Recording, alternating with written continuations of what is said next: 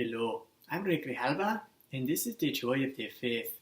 Hope you all enjoyed that accent. We're reviewing Black Panther in this episode of The Joy of the Faith. And I started with that accent from the trailer where he goes, I never freeze. And I was like, oh man, I'm going to do a little intro with that. So I hope you enjoyed that.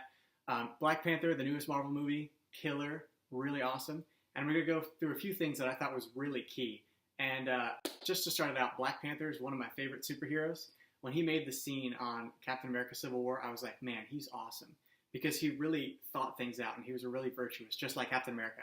Captain America is my number one, but he's a close second. So the first thing that I really enjoyed was the African culture. It was so cool to see the beauty in other cultures.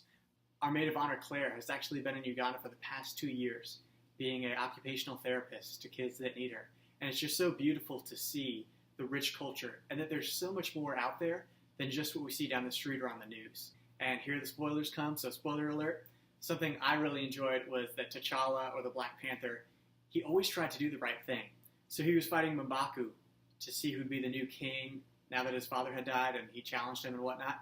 And he basically had him like choked, and he was about to kill him, and he was like, tap out, man, you fought honorably. So here he wasn't ferocious and just wanted to kill him to show his power over M'Baku. So that was really neat.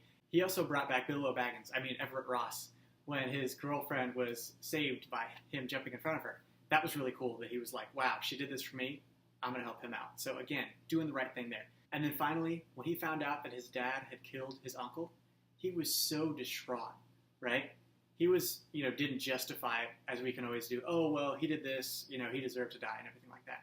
He realized, wow, life is so important. Why did you kill him? You couldn't have talked it out, right? It's just so amazing that he really saw, even though he wasn't even there, he didn't know the situation fully, he had a good grasp of it. He was able to see, wow, life has that value. I can't believe he did that. And he wanted to make up for it.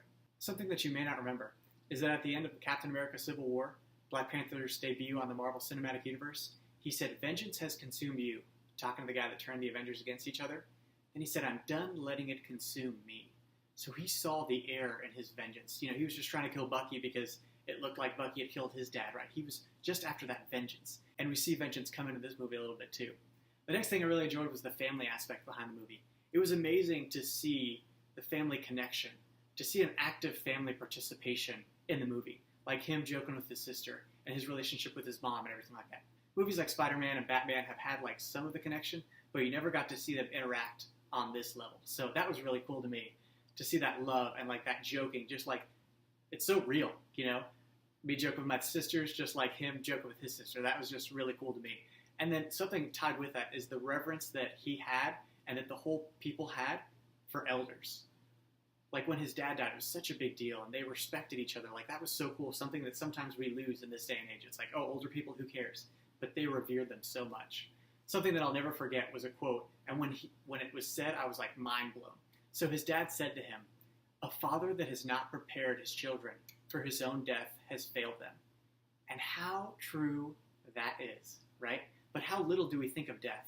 How little do parents and fathers talk to their children about how life is more than just life, right? That they're going to die someday, Think about the end, right? Frame your life around that. So that was really cool to me, and I was like, wow, that's a pretty cool tie-in, The biggest point of this movie to me was that it really emphasized that all that mattered was how you responded to things, right? So we got T'Challa, he's the king's son, he's got a great family, he's trying to do what's right. Then we got Eric Killmonger, his dad is killed by T'Challa's dad, right? And he's been oppressed, had a really hard life. And they both have been hurt in some way, right? T'Challa has his dad killed, in Captain America Civil War, and he's really bitter and seeking vengeance, as I mentioned before. Then we've got Eric, his dad is also killed. He's really bitter and everything like that. But what happens in the two characters? We see in Civil War that T'Challa realizes that he's just going after vengeance. And he's like, wow, I'm really going to grow from this. I'm not going to let this consume me, as I said before. Eric is total opposite. He's like, I'm going to take this vengeance. This is going to be mine. I'm going to overthrow governments. I'm going to get those oppressed with the weapons they need to make the change that they want, right?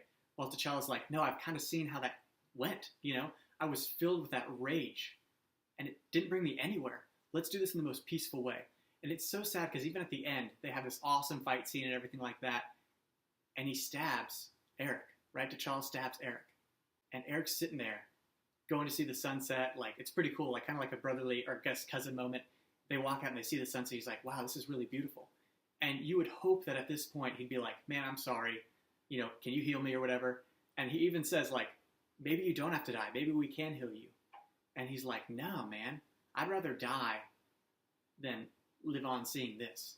It was so sad because at that moment, he had the chance to convert. He had that moment where he could have changed his ways, right? He could have seen, yeah, there's great difficulties in life, and people aren't always treated fairly. But you can either go about that and be bitter and hate people, or you can do your best to love them, right? And change the world by your witness. So I think in our own lives, we see all this division in our country and stuff like that. But what's most important is how we respond, right? We can respond out of hatred and bitterness, and we can end up taking our own lives. We can end up destroying our psyches, turning off all the people that we love, or we can choose to forgive and try to seek the best way forward. So I challenge you all from this movie, see what ways you can forgive those in your life. See what ways you can soften your heart. Because Eric's heart was so hard, he took his own life. And we saw how it ended, right? We saw the great glory that T'Challa had to bring his kingdom back. Imagine how that would have been, having Eric to fight by his side. So, hope you'll enjoy this video. Have a wonderful day, and God love you.